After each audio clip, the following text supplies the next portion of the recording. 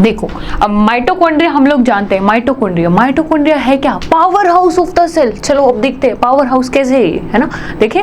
चलिए अब आप जैसे कि स्ट्रक्चर देख पा रहे हो, ये क्या है, एक तरीके का एक छोटी सी बॉडी दिख रही है जो कैसे रोड शेप्ड है ना, हमने इसको ऐसे काट दिया है तब ऐसे दिख रहा है ना, जैसे गोल सी रोड शेप्ड स्ट्रक्चर है। कहाँ प्रेजेंट है? हमारे साइटोप्लाज्म के अंदर मिलेगी हमें ना। और हर जो माइटोकॉन्ड्रिया आप देख पा रहे हो, एक तो ये बाहर वाली मेम्ब्रेन है, एक ये अंदर वाली मेम्ब्रेन है। तो ये एक तरीके से कितनी लेयर्ड है? डबल लेयर्ड है। कैसे है? डबल लेयर्ड मेम्ब्रेन है, समझ गए। हम देखते हैं जो बाहर वाली मेम्ब्रेन है वो क्या है? पोरस है, ठीक है, छेद है उसके अंदर। Outer membrane is porous. और अंदर वाली मेम्ब्रेन के अंदर क्या देख रहे हो आप? फोल्ड है, ठीक है। इन फोल्ड को हमने क्या नाम दे दिया? क्रिस्टे। क्या नाम दे दिया? क्रिस्टे, ठीक है। और इन अंदर वाली मेम्ब्रेन के ऊपर कुछ ये देखो ऐसे ऐसे कुछ पार्टिकल से प्रेजेंट है, जिसे F1 F0 पार्टिकल बोल देते हैं, या फिर ऑक्सीजोम बोल देते हैं। क्या बोल देते हैं? ऑक्सीजोम बोल देते हैं, समझ गए, ठीक है।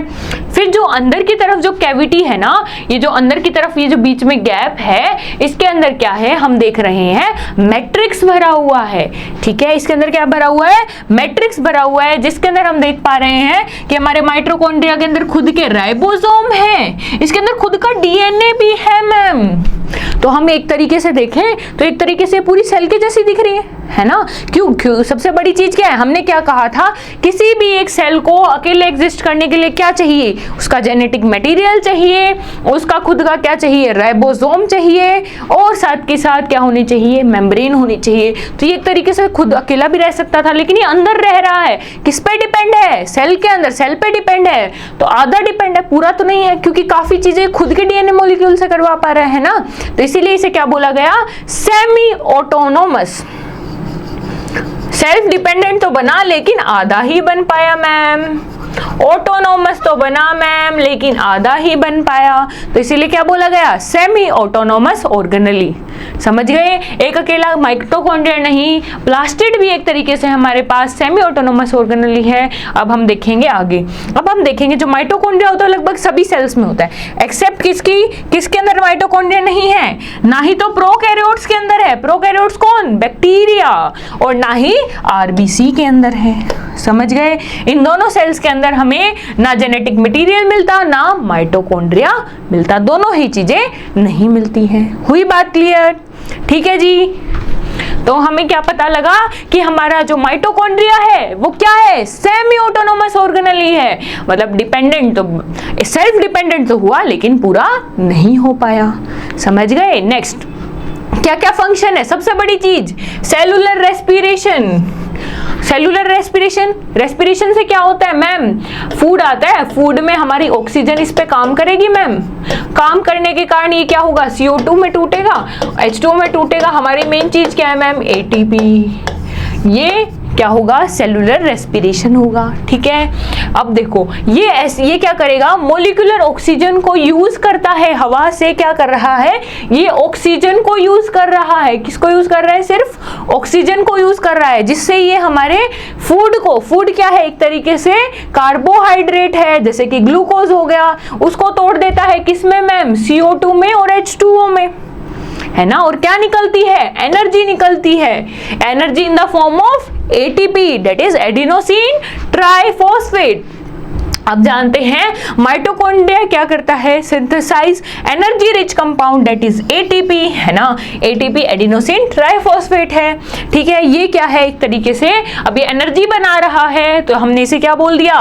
Power house of the cell. Cell का पावर हाउस, जनरेटर, है ना। समझ गए? ATP का मतलब, ATP क्या है हम जानते हैं, एक ऐसा ऑर्गेनिक कंपाउंड है जो एडिनोसिन ट्राइफॉस्फेट से बना है। अब ATP जनरली क्या बोली जाती है? एनर्जी करेंसी ऑफ सेल, है ना। जैसे कि हम जानते हैं हमारे क्या है? रुपीज है। पैसा दे, ऐसा नहीं बोला जाता है, पैसा फेंक तमाशा देख, मतलब पैसा दो और कुछ भी कर लो। उसी तरीके से हमारी सेल के अंदर कौन है? Currency, that is ATP। Energy होगी तभी काम होगा, वरना काम ही नहीं होगा। समझ गए? हुई बात क्लियर? ठीक है जी। Next, uses the energy stored in ATP4, है ना। हम एटीपी की फॉर्म में जो एनर्जी को स्टोर करते हैं उसके क्या क्या यूज है। अब देखो हम इससे क्या कर रहे हैं, एटीपी से, इस एनर्जी से क्या कर रहे हैं, हम अलग अलग केमिकल कंपाउंड्स बना रहे हैं। जैसे हम डीएनए को रेप्लिकेट कर रहे हैं, ट्रांसक्रिप्शन कर रहे हैं, जो हमारे पास मैसेज आ रहा है ना डीएनए से कि हमें क्या बनाना है, वो चीज पढ़ के अब हम चीजें बना रहे हैं, दैट इज द ट्रांसक्रिप्शन। फिर नए नए प्रोटीन्स बना रहे हैं, कार्बोहाइड्रेट और लिपिड बना रहे हैं। कोई भी चीज बनाने में क्या चाहिए, एनर्जी चाहिए। वो एनर्जी कहां से आ रही है, माइटोकॉन्ड्रिया से। किस फॉर्म में, एटीपी की फॉर्म में, समझे।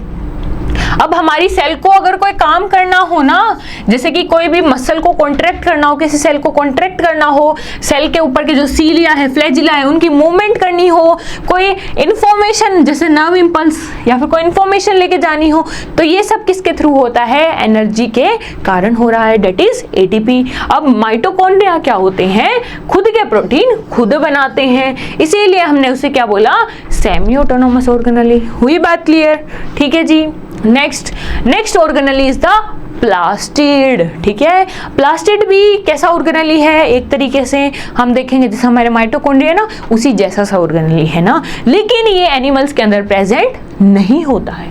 किसके अंदर प्रेजेंट नहीं है, हम एनिमल्स के अंदर। ये किसके अंदर प्रेजेंट है, सिर्फ प्लांट्स के अंदर प्रेजेंट इन प्लांट्स। इनका मेन काम क्या है, प्लास्टिड का, प्रोवाइड कलर, है ना। सबसे पहली चीज क्या है, कलर प्रोवाइड कर रहे हैं मैम। अब ये है 3 तरीके के, क्रोमो मतलब कलर्ड प्लास्टिड, ठीक है। सबसे पहले देखो क्लोरो, क्लोरो का नाम आता ही हमें याद आ जाता है ग्रीन, तो प्लास्टिड कैसा होगा, जो ग्रीन कलर का होगा। ग्रीन के अलावा जितने बचे वो क्या होंगे, क्रोमोप्लास्ट। ल्यूको क्या होगा, कलरलेस, ऐसा प्लास्टिड जो क्या है, कलरलेस है। समझ गए, हुई बात क्लियर, हुआ याद। नेक्स्ट अब डिफरेंस करते हैं ग्रीन और नॉन ग्रीन, नॉन ग्रीन और जो बिल्कुल कलरलेस है उनके बीच में, दैट इज द ल्यूकोप्लास्ट। आपको पता है कलरलेस प्लास्टिड है, कैसा प्लास्टिड है, कलरलेस। आप जानते हो क्रोमोप्लास्ट, ग्रीन के अलावा जो भी कलर होंगे, ब्राउन से रेड, सभी किसके अंदर आएंगे, क्रोमोप्लास्ट के अंदर। अब जो ल्यूकोप्लास्ट होता है ये क्या होता है, सिलेंड्रिकल और राउंड कलर का होता है, राउंड कलर का नहीं, शेप का होता है। बताइए क्रोमोप्लास्ट कैसा है, इररेगुलर, इसकी कोई स्पेसिफिक शेप नहीं है। ल्यूकोप्लास्ट क्या होते हैं, अनएक्सपोज सेल्स में होते हैं। अब आपको पता है, आपने देखा होगा, आपने कोई भी प्लांट देखा तो देखोगे बाहर से ग्रीन है ना, उसकी लीव्स क्या है, रेड है, कुछ येलो है, ग्रीन है, जो भी है ना, वो उसकी लीव्स का कलर है, ठीक है। लेकिन आप जैसे उसको प्लांट को काटोगे तो आप देखो बीच में वो कलरलेस है, कुछ खास नहीं है। तो वहां अनएक्सपोज्ड पार्ट में, बाहर वाले पार्ट में नहीं, अंदर वाले पार्ट में, अनएक्सपोज्ड पार्ट में क्या होता है, ल्यूकोप्लास्ट होता है। बजाय कि क्रोमोप्लास्ट क्या होता है, एक्सपोज्ड और अनएक्सपोज्ड दोनों जगह मिल सकते हैं। समझ गए। ल्यूकोप्लास्ट क्या करता है, ये एक से दूसरे प्लास्टिड में चेंज हो सकता है। अब इसके पास कलर ही नहीं है तो इसका मन करे तो क्या पता ग्रीन ले ले, क्या पता कोई ले ले, है ना। तो ये एक से दूसरे प्लास्टिड में चेंज हो सकता है, लेकिन इन्होंने एक बार कलर ले लिया तो ये चेंज नहीं हो सकते। कौन, क्रोमोप्लास्ट। नेक्स्ट, ल्यूकोप्लास्ट का मेन काम क्या है, स्टोरेज का काम है, इसीलिए वो कहाँ होता है, अंदर की तरफ होता है, अंदर की तरफ होता है, अनएक्सपोज्ड पार्ट में होता है। जैसे कि हम जानते हैं अमाइलोप्लास्ट, फॉर अमाइलो मतलब कार्बोहाइड्रेट, इलायो मतलब लिपिड के लिए, लिपिड, ठीक है। एल्यूरो मतलब प्रोटीन की स्टोरेज। समझ गए, हुई बात क्लियर। फिर इनका प्रोवाइड, इनका काम क्या है, ये कलर देते हैं पर्टिकुलरली, है ना। हम जानते हैं कि फ्लावर क्या होते हैं, फ्लावर को कलर होता है, अलग अलग कलर होता है, उनको अपन देख के क्या होता है, आकर्षित होते हैं उस प्लांट के प्रति, है ना। उसी तरीके से हमारे जो क्या होते हैं, हमारे कुछ पोलिनेटर्स होते हैं, पर्टिकुलरली फ्लाइज, बीज वगैरह जो भी हैं, वो उसको क्या करेगी, देख के आकर्षित होंगी, उसकी तरफ आएंगी। उनको आकर्षित करने के लिए उसको कलरफुल बनाना जरूरी है। वो कौन बनाएगा, क्रोमोप्लास्ट। समझ गए। बजाय कि ल्यूकोप्लास्ट का काम ही क्या है, स्टोरेज का है। समझ गए, हुई बात क्लियर, ठीक है। नेक्स्ट आगे चलते हैं।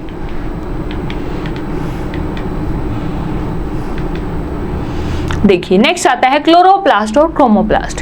क्लोरो मतलब ग्रीन, ऐसे जो क्या है, ग्रीन प्लास्टिड है। ये क्या है, नॉन ग्रीन है, ग्रीन नहीं है, बाकी सब कलर है ना। अब ये देखते हैं, ग्रीन प्लास्टिड है मैम, ये क्या है, नॉन ग्रीन कलर्ड है मैम। ग्रीन है तो मतलब क्लोरोफिल होगा, ठीक है। हम जानते हैं क्रोमोप्लास्ट में क्लोरोफिल तो नहीं होगा, लेकिन कैरोटेनॉइड्स प्रेजेंट होंगे। इसमें क्लोरोफिल और कैरोटेनॉइड्स दोनों थे।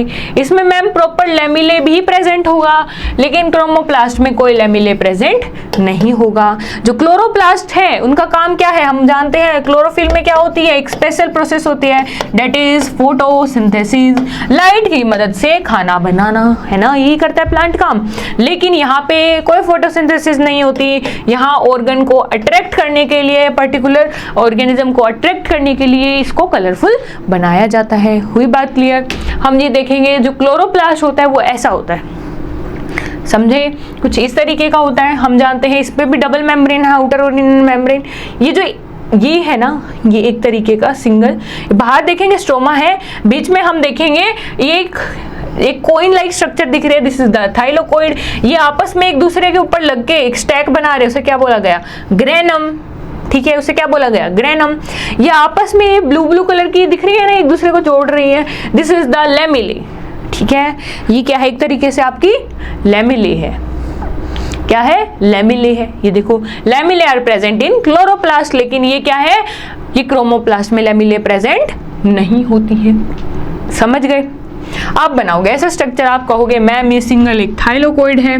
ठीक है, थाइलोकोइड मिलके क्या बना रहे हैं मैम, ग्रेनम बना रहे हैं। ग्रेनम किससे जुड़े हुए आपस में, लैमिले से। तो ग्रेनम और लैमिले को मिला के हम क्या बोलते हैं, फोटोसिंथेटिक मेम्ब्रेन विद क्लोरोफिल। इनके ऊपर क्या होता है, क्लोरोफिल प्रेजेंट होता है। आप देखोगे मैम इसके पास खुद का डीएनए है, इसके पास खुद का राइबोसोम है, जैसे हमारे पास किसका था, माइटोकॉन्ड्रिया के पास भी था खुद का, सब चीजें है ना, वो भी क्या था, सेमी ऑटोनोमस। उसी तरह हमारे पास क्लोरोप्लास्ट भी क्या है, सेमी ऑटोनोमस है मैम। समझ गए, हुई बात क्लियर। ठीक है जी, चलिए नेक्स्ट देखते हैं फंक्शन क्या है प्लास्टिड के। क्लोरोप्लास्ट का काम क्या है, आपको पता है, क्लोरोफिल है, सूरज से निकलने वाली एनर्जी को ट्रैप करेगा, उसको यूज करेगा खाना बनाने में, पर्टिकुलरली फोटोसिंथेसिस में, है ना, क्योंकि फोटोसिंथेसिस से खाना बनाते हैं, कौन बनाते हैं, प्लांट। नेक्स्ट क्रोमोप्लास्ट क्या कर रहे हैं, अलग अलग कलर प्रोवाइड कर रहे हैं हमारे फ्लावर को, जिसके कारण हम क्या कर पा रहे हैं, इंसेक्ट को अट्रैक्ट कर पा रहे हैं। अब इंसेक्ट अट्रैक्ट होगा तभी तो पोलिनेशन होगी, पोलिनेशन होगी तो प्लांट्स में फर्टिलाइजेशन होगी।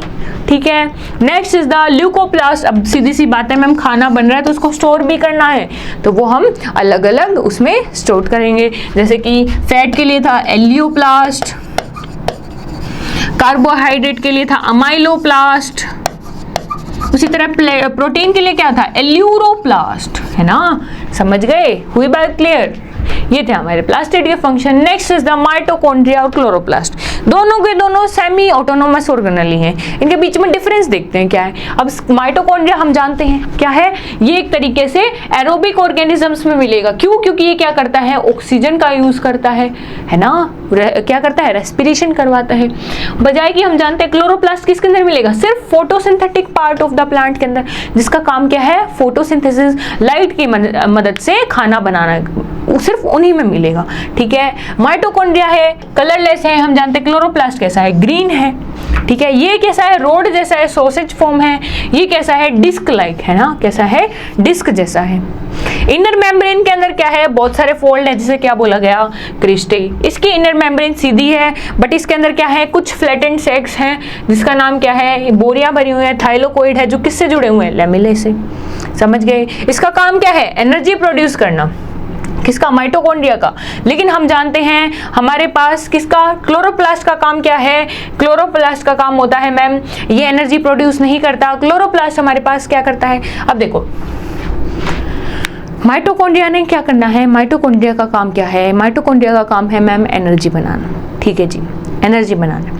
उसी जगह हमारे पास क्लोरोप्लास्ट का क्या काम है, क्लोरोप्लास्ट का काम है सूरज की एनर्जी को पकड़ेगा और क्या बनाएगा, फूड बना देगा, है ना। इस सोलर एनर्जी को किस में बदल दिया, केमिकल एनर्जी में। किसने किया, क्लोरोप्लास्ट ने। बजाय कि माइटोकॉन्ड्रिया ने क्या करा, एटीपी निकाली, एनर्जी फॉर्म, एटीपी लिबरेट करी। ठीक है, इसने क्या करा, जो फूड था, जो कार्बोहाइड्रेट था, उसको ऑक्सीजन की प्रेजेंस में तोड़ा, that is oxidation of food. बजाय कि क्लोरोप्लास्ट में क्या हुआ, हमने फूड बनाया। समझे। अब इसमें क्या हुई, O2 का यूज हुआ और CO2 बाहर निकली। लेकिन क्लोरोप्लास्ट में क्या हो रहा है, CO2 का यूज हो रहा है और O2 बाहर निकल रही है। क्लोरोप्लास्ट में क्या हो रहा है, बेसिक आप जानते हो, फोटोसिंथेसिस हो रही है ना। फोटोसिंथेसिस में क्या होता है? फोटोसिंथेसिस में मैम CO2 होती है, वाटर होता है, सोलर एनर्जी की मदद से C6 क्लोरोफिल के अंदर है ना, C6H12O6 एक तरीके की क्या है? केमिकल एनर्जी है, फूड है, ग्लूकोज है और O2 निकल जाता है। ये होता है क्लोरोप्लास्ट के अंदर। माइटोकॉन्ड्रिया के अंदर क्या होता है? माइटोकॉन्ड्रिया के अंदर होता है बेसिक रेस्पिरेशन।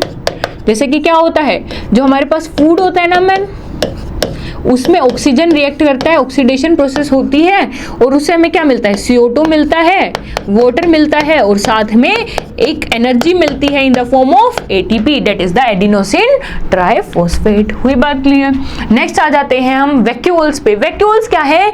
एक पानी से भरा हुआ थैला है, ठीक है, एक फ्लूइड फिल्ड या फिर solid field membrane bound space है, खाली स्पेस है, ठीक है, जो कि एक तरीके से स्टोरेज बैग की तरह काम कर रहा है। अब आपको पता है खाना स्टोर करके भी रखना है, वो स्टोरेज बैग की तरह काम कर रहा है। एनिमल सेल्स में जो वैक्यूल्स होते हैं ये प्रेजेंट होते हैं तो बहुत छोटे होते हैं, लेकिन ये जो प्लांट के अंदर क्या होते हैं, जो वैक्यूल होते हैं वो बहुत लार्ज होते हैं, लार्ज इन साइज, इतने बड़े होते हैं कि जैसे मानो ये सेल की, प्लांट की सेल है, ये इतना बड़ा हो जाता है वैक्यूल का साइज कि वो उस न्यूक्लियस को कॉर्नर में शिफ्ट कर देता है, पेरीफ्री मतलब बाहर की तरफ शिफ्ट कर देता है, समझिए। मैच्योर प्लांट के अंदर जो पूरे की लगभग पूरी सेल को ऑक्यूपाई कर लेता है कौन? हमारा वैक्यूल, और उसको शिफ्ट कर देता है। अब इसके अंदर क्या क्या चीजें स्टोर है? वाटर स्टोर है, ग्लाइकोजन है, प्रोटीन है, ठीक है, समझ गए। अब हम जानते हैं नॉर्मली जो सेंट्रल पोजीशन होने के कारण वैक्यूल की जो न्यूक्लियस होता है वो बाउंड्री की तरफ भेज दिया जाता है, क्योंकि ये बहुत ज़्यादा बड़ा होता है। 90% सेल को कौन कवर कर रहा है? अकेला वैक्यूल कवर कर रहा है। अब वैक्यूल के अंदर जो मेम्ब्रेन होती है ना, इस मेम्ब्रेन को स्पेशल नाम दिया गया, डेट इज टोनोप्लास्ट। और जो इसके अंदर फ्लूइड है इसे क्या बोला गया? Cell SAP. सेल सैप के अंदर क्या क्या है मैम? वाटर है, ग्लाइकोजन है और प्रोटीन्स है। नेक्स्ट फंक्शन क्या है? Peroxisomes are specialised for carrying out oxidative reaction such as detoxification. उसी तरीके से कुछ एक स्पेशल ऑर्गेनली है पेरोक्सिसोम, जिसका काम भी क्या होता है? कोई टॉक्सिक सब्सटेंस होता है तो उसको डिटॉक्सिफाई करता है, अपने सेल से रिमूव करता है, समझ गए। नेक्स्ट सेंट्रोसोम, एक स्पेशल ऑर्गेनली जो सिर्फ एनिमल के पास है, प्लांट के पास नहीं होता, समझे। तो सेंट्रोसोम क्या होता है? सबसे बड़ी चीज मैम, ये सिर्फ किसके पास है? एक अकेली चीज ऐसी है ये जो सिर्फ किसके पास है? एनिमल्स के पास है, ठीक है। इसके ऊपर कोई मेम्ब्रेन नहीं होती मैम, ये किसी भी ग्रेन्यूल लाइक चीज का नहीं बना होता। जो सेंट्रियोल होता है वो एक तरीके से खाली ट्यूब सी, सिलेंड्रिकल ट्यूब सी देखने को मिल रही है, देख रहे हो आप? सिलेंड्रिकल ट्यूब सी, छोटी छोटी माइक्रो ट्यूब सी देखने को मिल रही है, ठीक है। प्लांट्स के अंदर इन सेंट्रियोल्स की जगह क्या होता है? पोलर कैप्स होती हैं जो सेंट्रियोल का काम करती हैं प्लांट्स के अंदर, ठीक है मैम, ठीक है। अब सेंट्रियोल का फंक्शन क्या है? सेंट्रोसोम का फंक्शन क्या है? ये क्या करेगा? सेल डिवीजन में मदद करेगा। जब एक सेल से दो सेल बनती है उस टाइम सेंट्रोसोम काम करते हैं, ठीक है। सेल डिवीजन के टाइम जो सेंट्रियोल होते हैं ये क्या होते हैं? अब जैसे आपको पता है,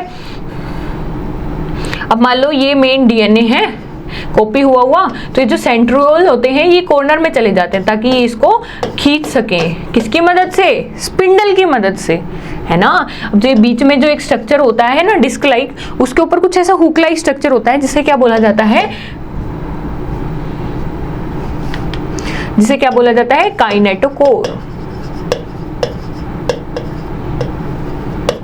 ठीक है। अब हम जानते हैं कि अब हमें सेल को डिवाइड करना है तो हम इस जो सेंट्रियोल है इसको कहाँ? पोल्स पे शिफ्ट कर देंगे, है ना। पोल्स है ना, ये पोल्स, इन पोल्स पे अब कौन आ गया है? हमारे पास सेंट्रियोल आ गए हैं और फिर उससे धागे से जोड़ दिए गए हैं जिनका नाम क्या है? स्पिंडल है मैम।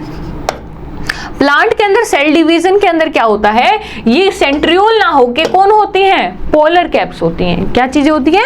पोलर कैप्स होती हैं, ठीक है जी। अब डिफरेंस देखते हैं। सबसे बड़ी चीज, अब एनिमल और प्लांट सेल में हमें क्या डिफरेंस है? देखो, एनिमल सेल क्या होती है हम जानते हैं, छोटी सी होती है, ठीक है। प्लांट सेल क्या होती है? काफी बड़ी होती है एनिमल सेल के कंपेरिजन में। सबसे बड़ी चीज मैम, एनिमल सेल के अंदर सेल वॉल ही नहीं होती, लेकिन मैम प्लांट सेल के अंदर तो पर्टिकुलरली प्लांट मेम्ब्रेन के ऊपर सेल वॉल होती है, वो भी किस चीज की, सेल्यूलोज की। किस चीज की है, कौन से मटेरियल की है, सेल्यूलोज की है। अब हम जानते हैं एनिमल में है ना सिर्फ एक यूग्लिना ऐसा है मैम जिसके पास क्या है, प्लास्टिड है, बाकी किसी भी एनिमल के पास प्लास्टिड नहीं है ना, बजाय कि प्लांट सेल में हम जानते हैं प्लास्टिड प्रेजेंट होता है। अब वैक्यूल जो होते हैं वो बहुत सारे होते हैं और छोटे छोटे होते हैं, है ना, वैक्यूल बहुत सारे होते हैं, छोटे छोटे होते हैं, लेकिन प्लांट के अंदर एक बहुत बड़ा परमानेंट होता है और उसके कारण क्या होता है, हमारा न्यूक्लियस साइड में शिफ्ट हो जाता है। जो एनिमल सेल्स होती हैं उनके पास क्या होता है, बहुत ज्यादा ही कॉम्प्लेक्स गोल्गी एपेरेटस होता है, ठीक है, लेकिन प्लांट सेल के अंदर क्या होता है, गोल्गी एपेरेटस ना होके क्या है, डिक्टियोसोम्स है, उसकी छोटी छोटी डिक्टियोसोम्स है, समझ गए। एनिमल सेल्स के अंदर सेंट्रोसोम है और सेंट्रियोल है, लेकिन प्लांट सेल के अंदर क्या है, सेंट्रोसोम सेंट्रियोल्स ना होके उसकी जगह क्या है, पोलर कैप्स है मैम, क्या है, polar caps, you all no, ठीक है जी, डन। तो अभी हमने हमारा चैप्टर कंप्लीट कर लिया है। अब हम करेंगे क्या, हम करेंगे इसके एमसीक्यू। अब हम देखते हैं आपकी कितनी तैयारी हुई है, कितनी नहीं हुई है, देखें, चलो शुरू करेंगे। तो अब हमने हमारा यूनिट कौन सा, एनिमल सेल, मतलब sorry cell, the fundamental unit, the functional unit, the structural unit पूरा कर लिया है ना, बिल्कुल अच्छे से कंप्लीट कर लिया है ना हमने। हमारा कौन सा chapter, the fundamental unit of life वाला सेल। हमने लास्ट में क्या पढ़ा है, अभी हमने एनिमल सेल और प्लांट सेल के बीच में डिफरेंस करके पूरा चैप्टर को फिनिश कर दिया। अब हम क्या करते हैं, अब हम करते हैं क्वेश्चन आंसर्स, है ना। अब हम कुछ क्वेश्चंस ट्राई करते हैं और देखते हैं हमें कितना याद है ना। करें शुरू, चलिए आए, देखो main difference between animal cell and plant cell. जो एनिमल सेल है और प्लांट सेल है उनके बीच में क्या डिफरेंस है, क्या अंतर है, कोई बता सकता है? न्यूट्रिशन का, ग्रोथ का, मूवमेंट का, रेस्पिरेशन का। कैसे, न्यूट्रिशन का डिफरेंस है ना, या फिर ग्रोथ का डिफरेंस है, या मूवमेंट का डिफरेंस है। इन्होंने बोला एक एनिमल सेल है, एक प्लांट सेल है, पर्टिकुलर एक सेल में किस चीज का डिफरेंस है, ग्रोथ तो दोनों ही करेंगे, ठीक है जी। मूवमेंट, क्या मूवमेंट एनिमल सेल कर पाएगी लेकिन प्लांट सेल नहीं कर पाती। रेस्पिरेशन दोनों करेगी, है ना। न्यूट्रिशन का काम क्या होगा, न्यूट्रिशन का डिफरेंस होगा सबसे बड़ा। कैसे, क्यों, क्योंकि प्लांट्स क्या होते हैं, प्लांट्स आर ऑटोट्रोफिक, वो खुद का खाना खुद बनाते हैं, है ना। तो उन्हें तो कौन सा प्रोसेस करना पड़ेगा, उन्हें करना पड़ेगा मैम क्लोरोफिल के मदद से उन्हें एक स्पेशल प्रोसेस परफॉर्म करना पड़ेगा जिसका नाम है मैम फोटोसिंथेसिस, है कि नहीं। क्या है जिसका नाम, फोटोसिंथेसिस। फोटोसिंथेसिस के अंदर क्या होता है मैम, प्लांट ऑर्गेनिक सब्सटेंसेस होते हैं जैसे कि कार्बन डाइऑक्साइड और वाटर, उनका यूज करके, सनलाइट की, सन एनर्जी का यूज करके क्या करता है, इस सन एनर्जी को केमिकल एनर्जी में कन्वर्ट कर देता है, तरीके की केमिकल एनर्जी में कन्वर्ट कर देता है, जिसका नाम क्या है मैम, वो है C6H12O6, date is our glucose या फिर फूड, साथ में O2 निकाल देता है मैम। ये स्पेशल प्रोसेस कौन परफॉर्म कर रही है, हमारी प्लांट सेल, अपने न्यूट्रिशन के लिए, समझे, हुई बात क्लियर, ठीक है। तो डिफरेंस क्या आएगा, इसका आंसर क्या आएगा, ए, क्या आंसर आएगा जी, ए, क्या आंसर आएगा, ए। चलिए नेक्स्ट देखते हैं हम, animal cell lacking nuclei would also lack in, ऐसी एनिमल, अब आपको पता है ऐसी एनिमल सेल जिसके पास न्यूक्लियाई नहीं है, उसके पास क्या चीज और नहीं होगी, न्यूक्लियाई नहीं है तो क्या चीज नहीं होगी जी, कोई बता सकता है मैम, उसके पास एंडोप्लाज्मिक रेटिकुलम नहीं होंगे, है ना। न्यूक्लियाई क्या था, न्यूक्लियस के बाहर ऐसे ऐसे करके एंडोप्लाज्मिक रेटिकुलम उससे जुड़े हुए होते हैं बाहर की न्यूक्लियर मेम्ब्रेन से। अब न्यूक्लियाई नहीं है मतलब प्रॉपर ये फॉर्मेट नहीं है, न्यूक्लियर मेम्ब्रेन नहीं है, तो न्यूक्लियर मेम्ब्रेन से अटैच एंडोप्लाज्मिक रेटिकुलम भी नहीं है। राइबोसोम तो होगा ही मैम, लाइसोसोम क्या है, फूड स्टोरेज ऑर्गन है, ऑर्गेनली है, तो ये भी होगा मैम, बिल्कुल। क्रोमोसोम आपको पता है मेन जेनेटिक मटेरियल है, तो ये भी होगा मैम। तो आंसर क्या आएगा इसका, डी, एंडोप्लाज्मिक रेटिक्यूलम, ठीक है, चलिए नेक्स्ट क्वेश्चन देखते हैं। Plasmolysis occurs due to, plasmolysis कैसा प्रोसेस है? प्लाज्मोलाइसिस, प्लाज्मोलाइसिस कैसे होता है? हमने एग्जांपल दिए थे, आप सभी को याद हो तो हमने हमारी एक सेल ली थी, उसको 3 अलग अलग सॉल्यूशन में रख दिया था। एक सॉल्यूशन था मैम हाइपोटोनिक, एक सॉल्यूशन था मैम हाइपरटोनिक,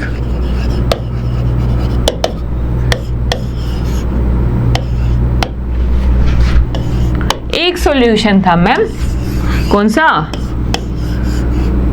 आइसोटोनिक, है ना। 3 तरीके सॉल्यूशन लिए थे, है ना।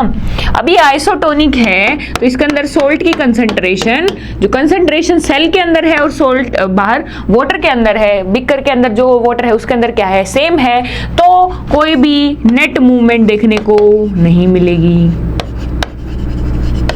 है ना। बिल्कुल जो सेल है वो एज इट इज रहेगी। बाहर हाइपोटोनिक सॉल्यूशन है, हाइपो मतलब बाहर कंसंट्रेशन सोल्ट की कम है ना। सोल्ट की कंसंट्रेशन बाहर कम है मतलब वाटर की कंसंट्रेशन या फिर सॉल्वेंट की कंसंट्रेशन ज्यादा है। अब सेल मेम्ब्रेन के आर पार क्या सोल्यूट जा सकता है? नहीं मैम, नहीं जा सकता। कौन जा सकता है? सिर्फ वाटर जा सकता है। अंदर वाटर की कंसंट्रेशन क्या है मैम? कम है। तो अब बाहर से पानी कैसे आएगा? अंदर आएगा। हाइपोटोनिक सॉल्यूशन के अंदर हमने सेल रखेंगे तो हमारी सेल क्या होगी? स्वेल अप हो जाएगी, है ना। वो क्या हो जाएगी? फूल के बड़ी हो जाएगी। ठीक है जी मैम। नेक्स्ट है मैम हमारे पास हाइपरटोनिक, मतलब अब की बार जो बाहर हमारे पास है उसके अंदर सोल्यूट की कंसंट्रेशन मैम ज़्यादा है। सोल्यूट ज़्यादा है मतलब बाहर पानी कम है। किसके कंपैरिजन में? अंदर के कंपैरिजन में। तो अब सेल के अंदर से पानी बाहर आएगा। पानी बाहर आएगा तो इस बार सेल क्या हो रही है? Plasmolyse, that is the shrinking of cell देखने को मिल रही है। सेल क्या होगी? सिकुड़ जाएगी, समझे। तो वही बात बोली, प्लाज्मोलाइसिस अकर्स ड्यू टू, क्यों हुआ? क्या हो रहा है प्लाज्मोलाइसिस में? क्या हो रहा है कि जो पानी है वो सेल के बाहर आ रहा है, दैट इज द एग्जिट हो रहा है किसका? पानी का। एक्सोस्मोसिस, समझ रहे हो? बाहर की तरफ पानी की मूवमेंट। ओस्मोसिस मतलब क्या? Water movement. एक्स मतलब एग्जिट करता हुआ, बाहर निकला हुआ। इधर क्या हो रहा था? अंदर जा रहा था, that's why it is endosmosis. समझ रहे हो? तो आंसर क्या आएगा मैम? एक्सोस्मोसिस, है ना ही एब्जॉर्प्शन हुआ, ना ही पानी को एब्जॉर्ब किया गया, ना ही अंदर की तरफ पानी को लाया गया, ना ही सिर्फ ओस्मोसिस। तो बात ठीक है मैम, लेकिन ज्यादा ठीक हमें एक्सोस्मोसिस लग रहा है। ज्यादा परफेक्ट आंसर क्या है? एक्सोस्मोसिस। ठीक है जी, नेक्स्ट क्वेश्चन की तरफ चलते हैं। Solute concentration is higher in the external solution. अभी बताया सोल्यूट कंसंट्रेशन क्या है? बाहर के सॉल्यूशन में सोल्यूट की कंसंट्रेशन ज्यादा है। कंसंट्रेशन ज्यादा मतलब कोई भी चीज ज्यादा हो रही है, हाइपर हो रहा है वो बंदा, है ना। तो हाइपर कंसंट्रेशन को बोला जाता है टोनिक। क्या सॉल्यूशन होगा वो? Hypertonic solution. क्या होगा? Hypertonic solution. अगर सोल्यूट की कंसंट्रेशन क्या होती? कम होती तो बोल देते मैम हाइपोटोनिक सॉल्यूशन। और अगर सोल्यूट की कंसंट्रेशन मैम बराबर होती, बिल्कुल इक्वल टू में होती, तो हम मैम उसे क्या बोल देते? आइसोटोनिक, बराबर वाला, बराबर टोनिसिटी वाला सॉल्यूशन। समझे? हुई बात क्लियर? ठीक है जी, नेक्स्ट क्वेश्चन पे चलते हैं। Cell placed in hypotonic solution will, hypotonic solution में एक सेल को रख रहे हैं, ये हमारी सेल है जी मैम, है ना। और बाहर जो हमने सॉल्यूशन लिया वो कैसा है? हाइपोटोनिक है। हाइपोटोनिक है मैम, नाम से याद करो। हाइपो माने कम, टोनिक माने कंसंट्रेशन। बाहर अब सोल्यूट की कंसंट्रेशन कम है मतलब ज्यादा क्या है? पानी है। ज्यादा पानी बाहर है तो अंदर पानी क्या है मैम? कम है। तो पानी कैसे जाएगा? ज्यादा से कम की तरफ, बोले तो बाहर के सॉल्यूशन से सेल के अंदर जाएगा और सेल क्या हो जाएगी? स्वेल अप हो जाएगी, है ना। तो अब हम क्या देख रहे हैं? सेल क्या हो रही है? यहाँ पे हमने क्या देखा? Cell will swell up, swell हो जा रही है, मोटी हो जा रही है ना पानी लेके, तो श्रिंक नहीं मैम, श्रिंक थोड़ी ना होगा, तो बिल्कुल अपोजिट बोल दिया। सो प्लाज्मोलाइसिस नो मैम, ये भी नहीं हो रहा। Swell up yes ma'am, swell होगी। No change in shape and size, ऐसा तो कुछ नहीं मैम, क्योंकि पानी अंदर जाएगा वो क्या हो रही है, स्वेल हो रही है, बड़ी हो जाएगी मैम ऐसी, तो शेप और साइज में तो चेंज आएगा मैम, तो आंसर क्या आएगा सी। हुई बात क्लियर, बिल्कुल सही है। किस किसने सही आंसर दिया था इस क्वेश्चन का? चलिए अब नेक्स्ट क्वेश्चन पे चलते हैं। Which of the following is known as physical basis of life? Life का मेन फिजिकल बेसिस कौन है? लाइफ के चलने का मेन बेसिस कौन है? दैट इज जीन है, प्रोटोप्लाज्म है, न्यूक्लियोलस है या माइटोकॉन्ड्रिया है? बता सकता है कोई? न्यूक्लियोलस को बोला जाता है जी मैम फैक्ट्री ऑफ राइबोसोम, है ना। तो एक अकेले राइबोसोम से तो कुछ नहीं होना, क्योंकि राइबोसोम का काम क्या है, इसके पास सिग्नल आएंगे, है ना। राइबोसोम क्या करता है, इसके पास सिग्नल आते हैं, फिर बाद में क्या करता है, प्रोटीन सिंथेसिस करता है ना। तो मैम इसका इतना रोल नहीं है, तो ये भी नहीं है मैम। माइटोकॉन्ड्रिया क्या कर रहे हैं मैम, एटीपी बना रहे हैं, एनर्जी यूनिट है, एनर्जी करेंसी है मैम, यू ऑल नो, है ना। प्रोटोप्लाज्म क्या मैम, जो भी फ्लूइड फील्ड हमारे सेल के अंदर, जो भी फ्लूइड फील्ड स्पेस है वो प्रोटोप्लाज्म बनाता है मैम। जीन आपको पता है, जीन के अंदर हमारे जो पर्टिकुलर सेल के अंदर, जीन के अंदर जितनी भी इंफॉर्मेशन होती है वो सब किसके अंदर होती है, जीन के अंदर होती है। तो इसने बोला physical basis of life, life के चलने का फिजिकल मेन बेसिस कौन है? बता सकता है कोई इसका आंसर दे सकता है? बताओ बताओ फटाफट, क्या आंसर हो सकता है इसका? फिजिकल बेसिस, फिजिकल मतलब आपको पता है फिजिकल एक्टिविटी हम जानते हैं ना, तो बेसिक काम जो हो रहा है वो कहाँ हो रहा है ना। किसी भी लाइफ, मतलब आपको पता है लाइफ क्या है, हमारे पास सेल है ना, एक तरीके से यहाँ उस सेल की फिजिकल एक्टिविटी सारी कहाँ हो रही है, सारा फंक्शन कहाँ हो रहा है? ऑब्वियसली मैम जो fluid field area that is the cytoplasm plus nucleoplasm में। किसी को कंफ्यूजन है इस बात में? कि आपको पता है जो भी इंफॉर्मेशन आएगी, जो भी एक्टिविटी होनी है, जो भी चीजें ट्रांसपोर्ट होनी है, जो भी चीजें सिंथेसिस होके स्टोर होनी है, जो भी सबका एक्टिविटी होनी है वो सब कहाँ होगी, हमारे प्रोटोप्लाज्म में। तो इस फिजिकल बेसिस, वर्ड देखो फिजिकल बेसिस क्या है, दैट इज प्रोटोप्लाज्म। ठीक है जी, नेक्स्ट क्वेश्चन चलते हैं। Which of the following is incorrect pair? Incorrect pair कौन सा है अब ये देखते हैं। Chloroplast kitchen of the cell, chloroplast kitchen of the cell, ये कैसे बात हुई मैम, बता सकता है कोई? हाँ जी, ये चीज बिल्कुल सही है। कैसे सही है? क्लोरोप्लास्ट को किचन ऑफ द सेल क्यों बोला गया, कोई बता सकता है? Nucleus brain of the cell, ma'am ये बात भी समझ में आती है, क्यों? क्योंकि न्यूक्लियस के अंदर क्या होता है, जीन्स होता है, वही कंट्रोल करते हैं हमारी सेल के अंदर कितना क्या प्रोटीन सिंथेसाइज होगा, कितना क्या होना है, कौन से प्रोटीन को कहाँ बनना है, कितना हमें फैट बनाना है, सब कौन डिसाइड कर रहा है, हमारा न्यूक्लियस मैम। तो इसका मतलब ये पेयर तो ठीक है मैम। लाइसोसोम, लाइसोसोम क्या है, सिक्रेटरी ग्रेन्यूल्स है।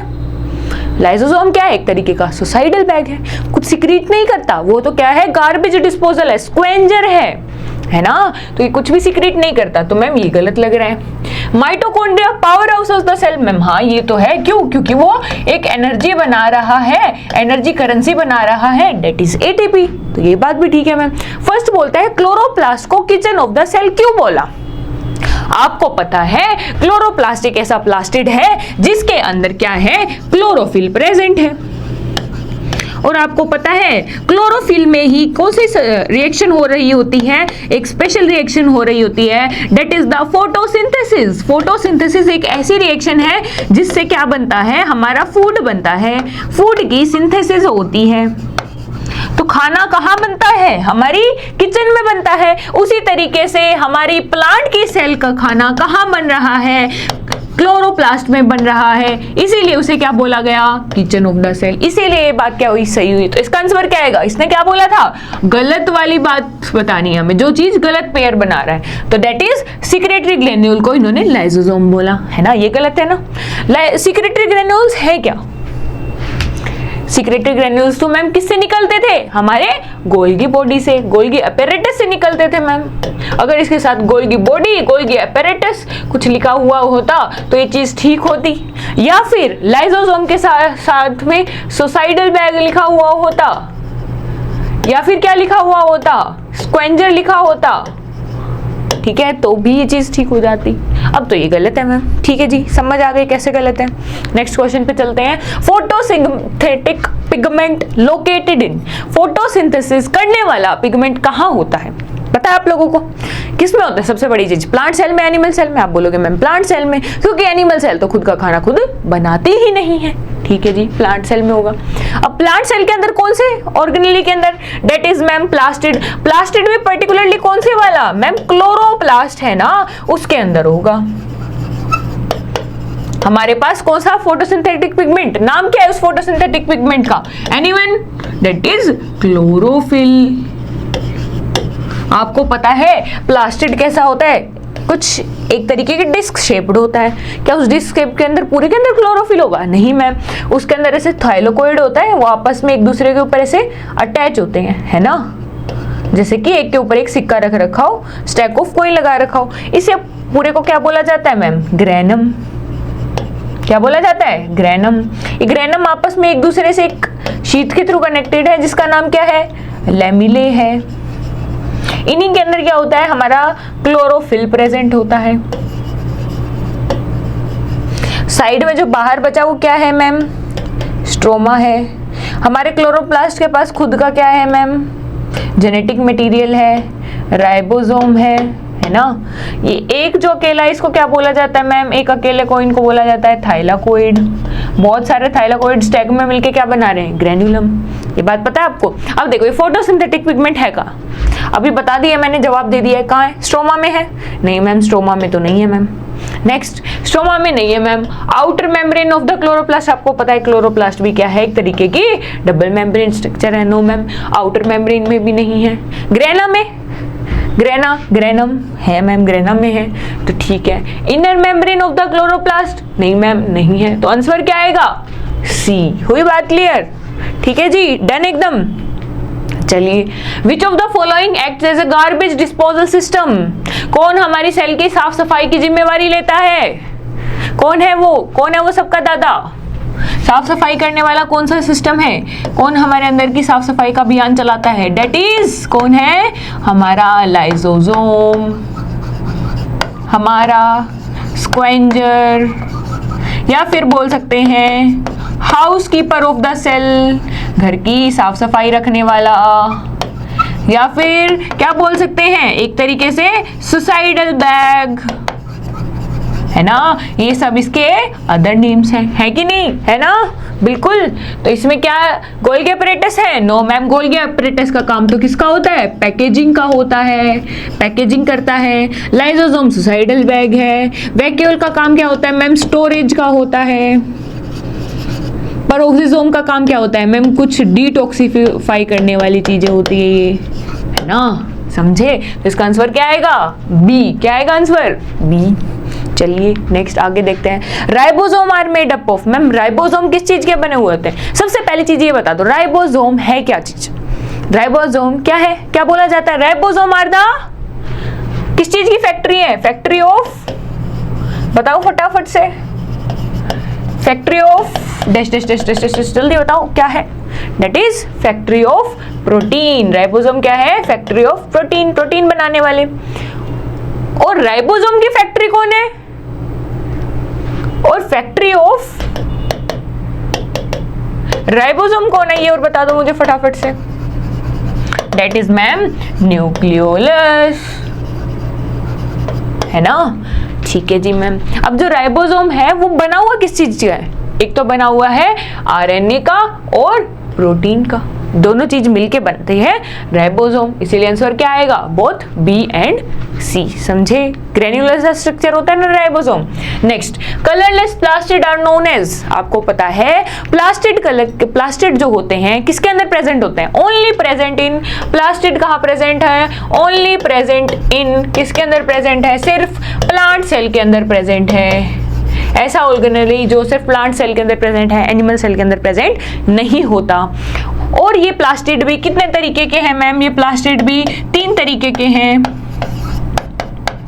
First is the ma'am chloroplast. कैसा है मैम? ग्रीन कलर के जो पिगमेंट कंटेन करता है वो वाला है। इसका काम क्या होता है मैम? इसके अंदर फोटोसिंथेसिस प्रोसेस चलती है। ये ग्रीन क्यों है मैम? कोई बता सकता है कोई ग्रीन क्यों है? एनीवन?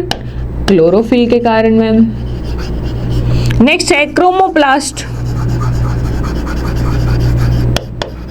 क्रोमोप्लास्ट मतलब प्लास्टिड अदर कलर जो हैं, अदर कलर्स हैं, colours other than green. Green colour के अलावा जितने भी कलर हैं वो किस में आते हैं? क्रोमोप्लास्ट में मैम।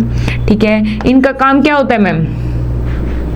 ये फ्लावर को कलर प्रोवाइड करते हैं, तो एक तरीके से अट्रैक्टेंट की तरह काम करेंगे। किसको अट्रैक्ट करेंगे? पोलिनेटर्स को। Next, last but not the least, leucoplast ma'am. Leucoplast कैसा है? एक तरीके का कलरलेस प्लास्टिड है। कलरलेस क्यों रखा? क्योंकि इसका काम क्या है? खाने को स्टोर करने का, स्टोरेज का, तो हमें इसको कलर देने की जरूरत ही नहीं पड़ी, है ना। हर किसी को हमने कलर दिया क्यों? क्योंकि उसकी जरूरत थी। उसको ग्रीन कलर दिया क्यों? क्योंकि वो क्या कर सके? लाइट को एब्जॉर्ब करके फोटोसिंथेसिस कर सके। नेक्स्ट, हमने अदर कलर दिए ताकि वो फ्लावर को इतना सुंदर बना सके, ताकि उसके कारण क्या हो? इंसेक्ट्स क्या हो? अट्रैक्ट हो उसको सुंदर को देख के, फिर पॉलिनेशन कर सके। ठीक है। नेक्स्ट, ल्यूकोप्लास्ट में हमें कुछ ऐसी जरूरत ही नहीं थी, तो हमने इसे कलर दिया ही नहीं। तो क्वेश्चन क्या है आपके पास? कलरलेस प्लास्टिड कौन है? आपको पता है कलरलेस प्लास्टिड है हमारे पास ल्यूकोप्लास्ट। तो क्या आंसर आएगा इसका? ल्यूकोप्लास्ट। हुई बात क्लियर? ठीक है जी। Next, chlorophyll is present in. Chlorophyll कहाँ प्रेजेंट है हमारे पास? हमने अभी बनाया था स्ट्रक्चर किसका? हमारे पास प्लास्टिड का। पर्टिकुलरली हमारे पास जो क्लोरोप्लास्ट है उसका स्ट्रक्चर बनाया था। हमने बताया था क्लोरोफिल प्रेजेंट होता है मैम या तो ग्रेना में या फिर लैमेले के अंदर, है ना, यही बताया था। तो अब हम देखते हैं कि इसने वही पूछा है क्लोरोफिल कहाँ प्रेजेंट है? मैट्रिक्स में है? No ma'am. स्ट्रोमा में है? No ma'am. क्रिस्टेई में है? No ma'am. किसके अंदर प्रेजेंट है? थाइलोकोइड के अंदर। मैंने क्या बोला? क्लोरोफिल किस किस के अंदर प्रेजेंट है? मैंने बोला वो प्रेजेंट है ग्रेना के अंदर और लैमेले के अंदर। क्या प्रेजेंट है हमारे पास? क्लोरोफिल। फिर मैं बोलती हूँ, आपने कहा, आप कहोगे मैम आपने तो थाइलोकोइड आंसर लगा दिया, वो कैसे हो सकता है? ग्रेना है क्या चीज बच्चों? ग्रेना एक तरीके से स्टैक ऑफ थाइलोकोइड है। अगर बहुत सारे थाइलोकोइड एक के ऊपर एक लग जाएंगे तो मैंने उसका नाम ही चेंज कर दिया, है ना। उसका नाम ही चेंज करके मैंने उसे क्या रख दिया? मैंने उसका नाम रख दिया, क्या रख दिया? ग्रेना। तो अब मैं बोल रही हूँ ग्रेना के अंदर है, तो इसका मतलब सीधी सी बात है, आपको इससे ये बात भी क्लियर होती है कि ग्रेना के अंदर है तो मतलब थाइलोकोइड के अंदर तो है ही, तो इसका आंसर क्या आ जाएगा? डी। हुई बात क्लियर? चलिए, cell wall of the plant cell is chiefly composed of. जो प्लांट सेल की सेल वॉल है वो किस चीज की बनी हुई है? मेजर कौन सा है? कोई बता सकता है? हेमीसेल्यूलोज, सेल्यूलोज, फॉस्फोलिपिड या प्रोटीन? आपको पता है फॉस्फोलिपिड और प्रोटीन की सेल वॉल नहीं मैम, क्या बनी हुई होती है? Cell membrane. क्या बनी हुई होती है? Cell membrane. सेल वॉल किस चीज की बनी होती है मैम? सेल्यूलोज की, है ना, बिल्कुल याद रहेगा। चलिए next question, intercellular connections in plant cell are called. आपको पता है नॉर्मली जो चीजें होती हैं आपको ट्रांसपोर्ट करनी हो, है ना, तो क्या करेंगे? वेट एक सेकंड के लिए रुको। जैसे कि आपके पास ये एक सेल है, ये दूसरी सेल है, ये क्या करते हैं? तो अपनी चीजें पहले बाहर भेजेंगे, फिर बाहर से अंदर जाएंगे। तो ये सोचते हैं इतनी मेहनत करने के बजाय, जब मुझे पता है कि मुझे इस सेल को बार बार चीजें लेनी देनी है, तो मैं क्या करती हूँ? एक स्पेशल तरीके का गेट बना देती हूँ हमारे बीच में चुपके से। उस गेट का नाम क्या है? उस कनेक्शन का नाम क्या है? प्लाज्मोडेस्माटा। ठीक है, याद रहेगा क्या नाम है? प्लाज्मोडेस्माटा। एम है ये, ठीक है, प्लाज्मोडेस्माटा। स्पेशल कनेक्शन जो प्लांट सेल्स बनाती है, इंटरकनेक्शंस बनाती है आपस में सेल के बीच में ट्रांसपोर्ट करने के लिए, वो क्या है? प्लाज्मोडेस्माटा। अब जो हमें सामान ट्रांसपोर्ट करना है एक सेल से दूसरे सेल में, उसे हर बार सेल मेम्ब्रेन या सेल वॉल के थ्रू पास करने की जरूरत नहीं पड़ेगी। हमारा एनर्जी बचेगी, हमारा टाइम बचेगा। समझ गए? ओके, ठीक है जी। Next question, the infolding in the mitochondria are known as. आप सभी को माइटोकॉन्ड्रिया का स्ट्रक्चर याद है कि नहीं? माइटोकॉन्ड्रिया कैसा होता है? सॉसेज शेप का होता है, कुछ ऐसा, यू ऑल नो, है ना। इसके अंदर क्या होती है? ये आउटर मेम्ब्रेन है मैम, इनर मेम्ब्रेन के अंदर क्या होते हैं? ऐसे फोल्ड्स होते हैं कि नहीं? ऐसे तरीके के इनर मेम्ब्रेन के अंदर फोल्ड होते हैं। इन फोल्ड को हमने क्या बोला था मैम? क्रिस्टे बोला था। इस क्रिस्टे के ऊपर क्या होते हैं मैम? स्पेशल F1 पार्टिकल या फिर ऑक्सीजोम्स होते हैं मैम, है ना। यही बात हुई थी कि नहीं हुई थी? हम जानते हैं यहाँ अंदर क्या था मैम? अंदर था मैट्रिक्स मैम। मैट्रिक्स के अंदर इसका खुद का क्या था? जेनेटिक मटेरियल था। और साथ के साथ क्या था मैम? राइबोसोम भी प्रेजेंट थे। ये क्या था? एक तरीके से हमारा सेमी ऑटोनोमस ऑर्गेनेली था। तो इसने पूछा क्या है? ये इनफोल्डिंग है, जो अंदर की तरफ फोल्ड हुई हुई मेम्ब्रेन है, इसका क्या नाम है? क्रिस्टे। क्या नाम है? क्रिस्टे, ठीक है। मैट्रिक्स तो अंदर का फ्लूइड होता है मैम, तो वो तो नहीं है मैम। सिस्टर्ने क्या है? सिस्टर्ने क्या है? जो हमारी एंडोप्लाज्मिक रेटिकुलम के ऊपर ऐसे करके फोल्डिंग सी है, उसे बोला जाता है सिस्टर्ने, है ना। किस एंडोप्लाज्मिक रेटिकुलम की जो फोल्डिंग्स होती है उसे सिस्टर्ने बोला जाता है ना।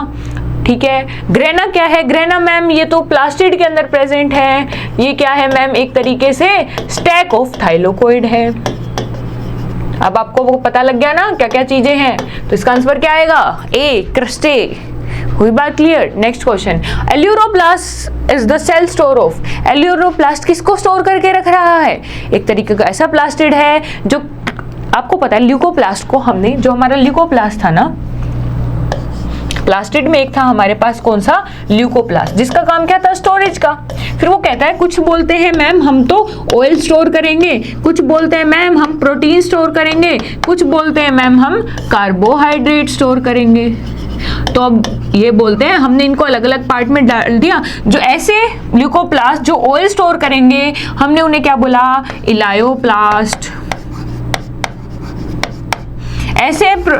ऐसे ग्लूकोप्लास्ट जो प्रोटीन स्टोर करेंगे हमने उन्हें क्या बोला? एल्यूरोप्लास्ट। फिर ऐसे ल्यूकोप्लास्ट जो क्या स्टोर कर रहे हैं? कार्बोहाइड्रेट्स। उनका क्या नाम ले दिया गया? क्या नाम दिया गया उन्हें बोला गया जी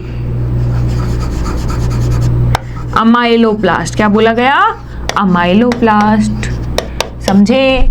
ये तीनों तरीके के प्लास्टिड। और इसने बोला एल्यूरोप्लास्ट, नाम से पता लग गया, प्रोटीन की स्टोरेज करने वाला। समझ गए? हुई बात क्लियर? नेक्स्ट क्वेश्चन पे चलते हैं। Well defined nucleus is absent in. किसके अंदर एब्सेंट है? आपको मैंने कहा था कि जो सेल है उसको हमने पहले बात था किसमें? प्रोकैरियोटिक सेल में, मतलब पुराने तरीके की प्रिमिटिव सोच वाली, प्रिमिटिव रहने वाली, नई डेवलप नहीं हुई है। और दूसरी है मैम नई वाली यूकैरियोटिक्स है ना। यूकैरियोटिक सेल है जो बहुत ज़्यादा डेवलप हो गई है, जिसके अंदर अच्छा सिस्टम आ गया है। तो किसके अंदर न्यूक्लियस अच्छे से डिफाइंड नहीं था? That is prokaryotes. तो क्या आंसर आएगा? Prokaryotic cell. यूकैरियोटिक सेल तो नहीं आएगा, आपको पता है। बाकी जो प्लांट सेल है, एनिमल सेल है, ये दोनों ही क्या है? एग्जाम्पल है किसके? यूकैरियोटिक सेल के। तो इसका आंसर क्या आएगा? डी। हुई बात क्लियर? चलिए, mitochondria are the seat of. Mitochondria में होता क्या है? आपको पता है रेस्पिरेशन होता है, एटीपी सिंथेसिस होती है। तो अब देखते हैं क्या चीज है? Anaerobic respiration. रेस्पिरेशन होता है, तो मैम एनारोबिक रेस्पिरेशन तो समझ नहीं आई। Trapping of sunlight. सनलाइट को ट्रैप कौन करता है? डेट इज क्लोरोप्लास्ट, है ना। क्रैब साइकिल, ऐसी साइकिल जिसके अंदर क्या होता है? प्रॉपर एटीपी की प्रोडक्शन होती है, उस साइकिल को क्या बोला जाता है? Krebs cycle. कैल्विन साइकिल हमारे प्लांट के अंदर चलती है, C3 साइकिल होती है, जिसके अंदर क्या होता है? हम CO2 का यूज करके क्या बना रहे हैं? फूड बना रहे हैं। तो इसका मतलब कैल्विन साइकिल भी नहीं आएगा। मैम रेस्पिरेशन फर्स्ट क्यों नहीं आ रहा? फर्स्ट इसीलिए नहीं आ रहा, आप ध्यान दोगे तो क्या लिखा हुआ है? एनएरोबिक। आपको पता है हमारी सेल क्या करती है? फूड को तोड़ने के लिए, जो रेस्पिरेशन करती है, फूड को तोड़ने के लिए ऑक्सीजन का यूज करती है। उस ऑक्सीजन का यूज करके वो क्या बनाती है? CO2, वाटर और बहुत सारी एनर्जी बनाती है मैम। अब इसने बोल ही एनारोबिक दिया, मतलब ऑक्सीजन का यूज ही नहीं हो रहा। हमारा माइटोकॉन्ड्रिया तो ऑक्सीजन का यूज करता है मैम, इसीलिए इसका आंसर ए भी नहीं होगा। क्या आंसर होगा? इसका आंसर होगा सी। समझे? क्या आंसर होगा? सी होगा। ठीक है जी। Next, first living cell was observed by। सबसे पहले जो लिविंग सेल थी वो किसने ऑब्जर्व करी थी? आपको पता है रॉबर्ट हुक ने क्या की थी? फर्स्ट सेल को ऑब्जर्व किया था, है ना। बट जो ये पहली सेल थी कैसी थी? They are dead. खाली डब्बे से हनीकॉम्ब लाइक अपीयरेंस देखी थी ना रॉबर्ट हुक ने, तो ये डेड थी, तो इसका आंसर बी नहीं आएगा। इसका आंसर क्या आएगा? Anton von Leeuwenhoek. क्यों इसने क्या बोला? लिविंग सेल बोला है इसने, ठीक है, क्या बोला है? Living cell. ओके, समझ गए। रॉबर्ट ब्राउन ने क्या किया था? रॉबर्ट ब्राउन ने न्यूक्लियस की डिस्कवरी की थी, है ना। जबकि रुडोल्फ बर्चू ने क्या किया था? इन्होंने कहा था ओमनिस सेल्यूला ई सेल्यूला, ओमनिस सेल्यूला ई सेल्यूला, मतलब जो नई सेल्स हैं ऑलरेडी प्री एग्जिस्टिंग सेल से ही अराइज होती हैं, ठीक है। Membrane which allow passage of only solvent through it is, जो आपको पता है हमारी सेल मेम्ब्रेन जो है वो कैसी है? वो हमारी सेल मेम्ब्रेन, हमने कहा हमारी सेल मेम्ब्रेन सोल्यूट को पास नहीं होने देती, सिर्फ किसको पास होने देती है? डेट इज सोलवेंट को, है ना। तो हमने क्या बोला था? हमारी सेल मेम्ब्रेन क्या है? सेलेक्टिवली परमिएबल है मैम, पहली चीज। परमिट तो कर रही है लेकिन कुछ ही चीजों को कर रही है, इसीलिए हमने इसे क्या बोला था? सेमी परमिएबल भी बोला था। तो इसमें क्या नाम है? डिफरेंशियली परमिएबल नहीं ma'am, semi permeable yes ma'am, impermeable किसी को परमिट ही नहीं कर रही है, ऐसी भी नहीं है, अलो तो कर रही है मैम। तो इसका आंसर क्या आएगा? बी। हुई बात clear. Next, unicellular organism take in oxygen and pass out carbon dioxide through.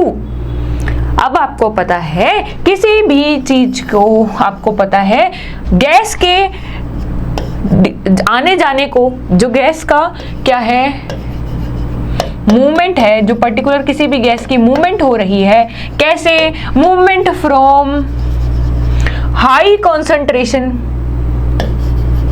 Concentration to low concentration क्या कहलाता है?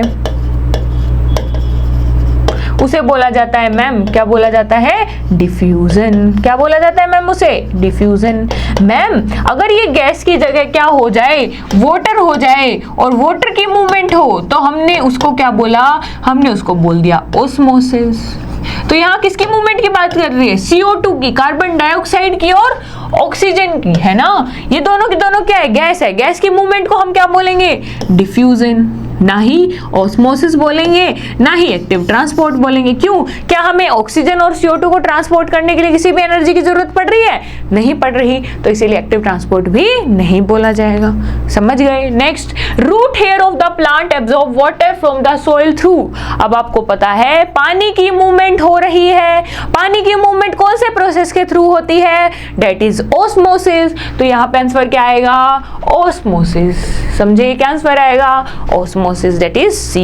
ठीक है जी। Next, the undefined nuclear region of the prokaryote is known as।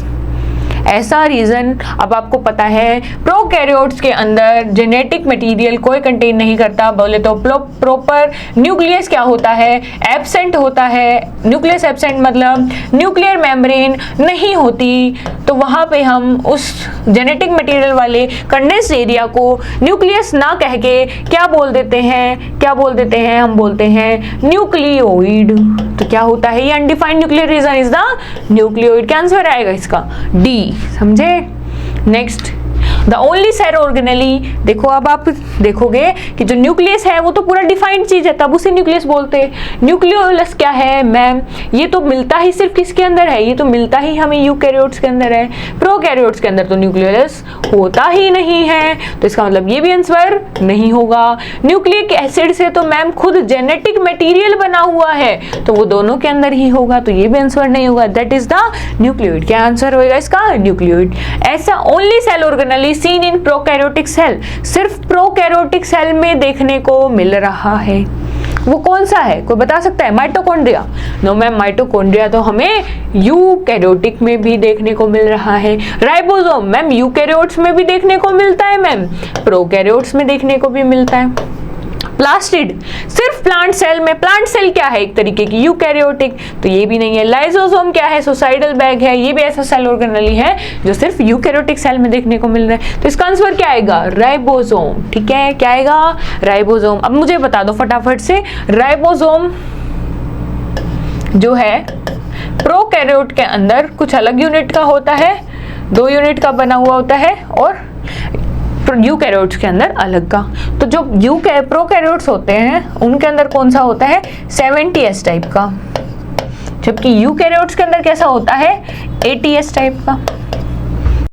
ठीक है, अब नेक्स्ट क्वेश्चन पे आते हैं हम। नेक्स्ट क्वेश्चन क्या है हमारे पास, ये देखते हैं। Next question is find out the false statement. False मतलब गलत स्टेटमेंट देखनी है, इनमें कौन सी बात गलत कही गई है ना।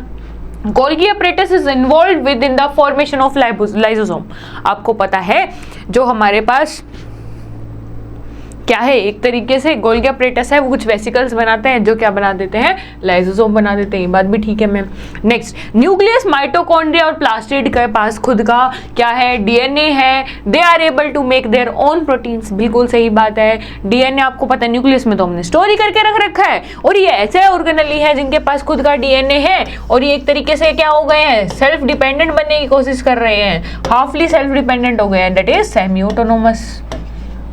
ठीक है मैम, बी भी ठीक लग रही है हमें। Mitochondria is said to be power house of the cell. क्यों? क्योंकि ये क्या बनाता है, ATP बनाता है, तो ये बात भी ठीक है मैम। साइटोप्लाज्म को हम प्रोटोप्लाज्म बोलते हैं, बिल्कुल गलत। सिर्फ साइटोप्लाज्म को प्रोटोप्लाज्म नहीं बोला जाता। प्रोटोप्लाज्म के अंदर क्या आता है, साइटोप्लाज्म भी आता है, साथ के साथ न्यूक्लियस के अंदर प्रेजेंट न्यूक्लियोप्लाज्म भी आता है। हुई बात की नहीं, क्लियर हुआ कि नहीं? तो इसका आंसर क्या आएगा मैम, इसका आंसर आएगा D। ठीक है जी, नेक्स्ट क्वेश्चन पे चलते हैं।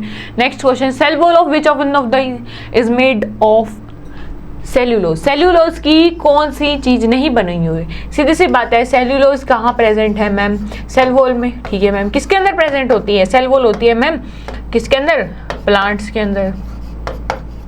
बिल्कुल हम जानते हैं, है ना, प्लांट्स के अंदर होती है। ठीक है जी, देखते हैं अब हम बैक्टीरिया। बैक्टीरिया तो आपको पता है एक तरीके की प्रोकैरियोटिक है, प्रोकैरियोट है, तो मेरे को तो ये लग रहा है ये आंसर हो सकता है। हाइड्रिला एक तरीके का प्लांट है, मैंगो ट्री, कैक्टस, इन सभी के अंदर होगा। आंसर क्या आएगा, ए। ठीक है, आंसर क्या आएगा, ए, क्योंकि इसके अंदर किसकी सेल वॉल होती है, पेप्टिडोग्लाइकन। क्या होता है, peptidoglycan. Next, a cell will swell up if.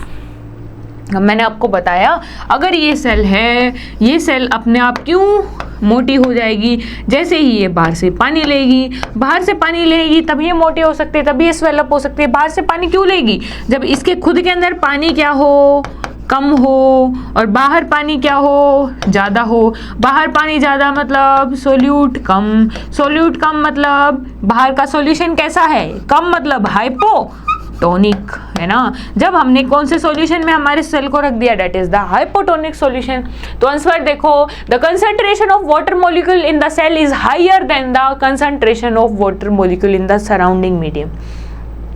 कहाँ पानी ज्यादा है, आपको पता है सराउंडिंग मीडियम में ज्यादा है। इसने क्या बोला, द कंसंट्रेशन ऑफ वाटर कहाँ ज्यादा है, सेल के अंदर। तो पहला ऑप्शन तो गलत हुआ ma'am. Second, concentration of water molecule in surrounding medium is higher. Surrounding medium में पानी की मात्रा ज्यादा है बजाय कि कहाँ पे, हमारे सेल के अंदर। ये बात तो सही लग रही है ma'am.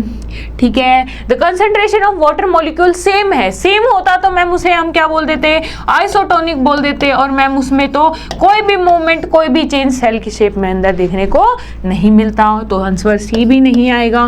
Concentration of water molecule matter ही नहीं करती, ऐसा तो कुछ है ही नहीं मैम, मैटर तो करती है। तो क्या आंसर आएगा, ऑब्वियसली इसका आंसर आएगा बी, समझे। Next, plasmolysis in a plant cell is defined as. आपको पता है प्लाज्मोलाइसिस क्या है, एक तरीके से श्रिंकेज है। श्रिंकेज कैसे, प्लाज्मोलाइसिस आपको पता है ये क्या है, एक सेल वॉल है, इसके अंदर क्या है आपकी प्लांट की सेल वॉल, सेल मेम्ब्रेन है ना, प्रॉपर सेल है। जैसे ही क्या होगा, बाहर का सॉल्यूशन कैसा है, हाइपरटोनिक है। हाइपरटोनिक है मतलब बाहर सोल्यूट क्या है, ज़्यादा है। सोल्यूट ज़्यादा है मतलब पानी कम है। तो अब पानी कैसे आएगा, बाहर से अंदर आएगा। जो हमारी सेल होगी वो कैसी होगी, श्रिंक होगी। तो एक बीच में ऐसे करके श्रिंक हो जाएगी हमारी सेल, तो इसको क्या बोला जाता है, प्लाज्मोलाइज्ड सेल, समझे। तो इसने बोला प्लाज्मोलाइज में क्या हो रहा है, क्या सेल टूट रही है, नहीं सेल टूट नहीं रही है, सेल की श्रिंकेज हो रही है, सेल के साइटोप्लाज्म की श्रिंकेज हो रही है। यस मैम, श्रिंकेज हो रहा है किसके, साइटोप्लाज्म का। तो इसीलिए आंसर क्या आएगा, बी। हुई बात क्लियर, क्या आंसर आएगा, B. Next question, which of this is not related to endoplasmic reticulum. Endoplasmic reticulum एक ऐसा सेलुलर ऑर्गेनेली है जिसका काम क्या है मैम, सिंथेसिस का। क्या काम है मैम जिसका, सिंथेसिस का, बनाने का, फॉर्मेशन का, नई नई चीजें बनाएगा। It behaves as a transport channel for protein between the nucleus and the cytoplasm. क्या ये ट्रांसपोर्ट चैनल की तरह काम करता है, किसके बीच में, न्यूक्लियस और साइटोप्लाज्म के लिए? हाँ मैम, ट्रांसपोर्ट चैनल की तरह काम तो करता है। क्या ये प्रोटीन को ट्रांसपोर्ट करता है? नहीं मैम, प्रोटीन को ट्रांसपोर्ट नहीं करता। It transport material between various region in the cytoplasm. Cytoplasm के अलग अलग रीजन में ये ट्रांसपोर्ट करवाएगा। It can be the site of energy generation. क्या यहाँ पे एनर्जी जनरेट होगी? तो एक तरीके से ये प्रोटीन के जो है वो करवा लेता है। क्यों? क्योंकि कैसे, आपको पता है न्यूक्लियस के पास कौन जुड़ा हुआ है, आपको मैंने बताया था ये न्यूक्लियस है, इसकी न्यूक्लियर आउटर न्यूक्लियर मेम्ब्रेन पे हमारा एंडोप्लाज्मिक रेटिकुलम ऐसे जुड़ा हुआ होता है। इसने प्रोटीन बनाया, प्रोटीन से साइटोप्लाज्म में इसका गैप पहुंचा रहा है, तो एक तरीके से ट्रांसपोर्ट करवा रहा है। ठीक है जी, साथ के साथ ही ऐसे मटीरियल को भी ट्रांसपोर्ट करवा रहे हैं। क्या एनर्जी बनाता है? नहीं मैम, एनर्जी तो सिर्फ एक ही ऑर्गेनेली बनाता है, that is mitochondria. You all know. तो इसका आंसर क्या आएगा? Answer is C, it. और नेक्स्ट लास्ट ऑप्शन क्या है वो भी देख लेते हैं। It can be the site of some biochemical activities of the cell. कुछ बायोकेमिकल एक्टिविटीज हो रही हैं, जैसे कि आप जानते हो कौन सी एक्टिविटी है, एक तो है मैम प्रोटीन सिंथेसिस, एक है मैम फैट सिंथेसिस, या फिर वही ऑर्गेनेली क्या कर रहा है, फैट सिंथेसिस के साथ साथ डिटॉक्सिफिकेशन भी करता है। तो आंसर क्या आएगा? सी। अब इनमें से ओड वन आउट, एकदम हटके क्या बात की गई है, कौन सी बात सही नहीं है, ये देखते हैं। The movement of water across a semi permeable membrane is affected by amount of substance dissolved in it. आपको पता है जो मूवमेंट होती है पानी की वो किसके ऊपर डिपेंड है? ऑब्वियसली किसके ऊपर? सोल्यूट की कंसंट्रेशन के ऊपर, है ना। तो कितनी अमाउंट में सोल्यूट है इसके ऊपर डिपेंड करेगी पानी की मूवमेंट। ये बात भी ठीक है, पहली बात ठीक लगी हमें। Membranes are made up of organic molecule such as protein and lipid. हम जानते हैं प्रोटीन और लिपिड की बनी होती है हमारी cell membrane. Next, molecule soluble in organic solvent can easily pass through the membrane. ऐसे मॉलिक्यूल्स जो किसके अंदर, सॉल्वेंट के ऊपर अंदर सोल्यूबल हैं, क्या वो मेम्ब्रेन को क्रॉस करते हैं?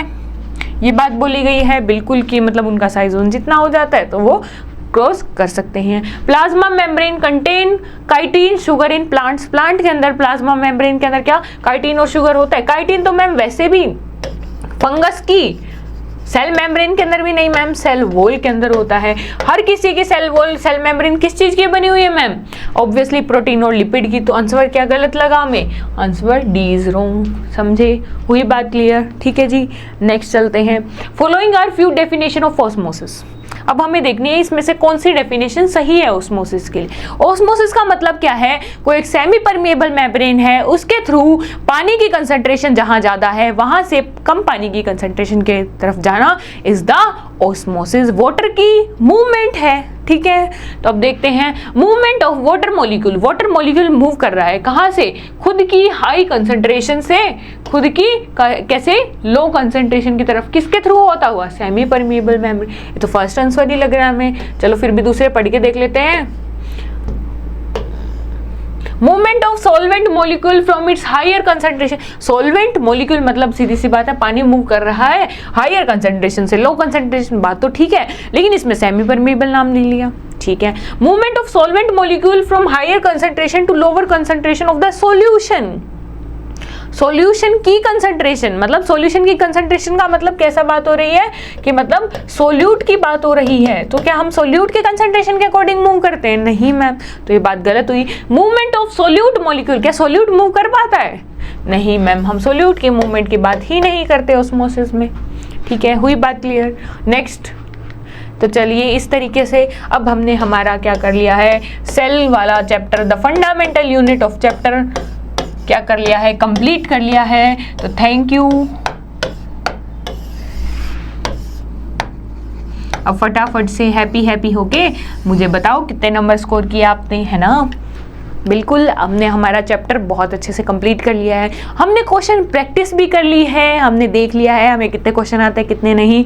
तो अब आपको कैसा लगा मेरे साथ पढ़ के? हमने हमारे सेल वाले चैप्टर को, इतने बड़े चैप्टर को बहुत अच्छे से आसानी से पढ़ा, साथ के साथ हमने याद भी किया, हमने क्वेश्चन आंसर प्रैक्टिस करते वक्त अच्छे से देखे कि कैसे क्या है, सारी चीज़ें उनके साथ साथ रिवाइज भी की। तो अब हमारा चैप्टर डन हुआ। अच्छे से कंसिस्टेंटली पढ़ते रहना है और अपने आप को कभी भी लो फील नहीं करना है। आप रिवाइज करोगे तो सब चीज़ें अच्छे से क्लियर होती जाएंगी।